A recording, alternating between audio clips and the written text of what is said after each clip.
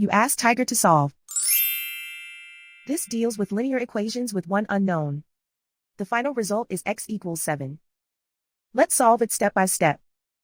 Group all constants on the right side of the equation. Subtract 2 from both sides. Simplify the arithmetic.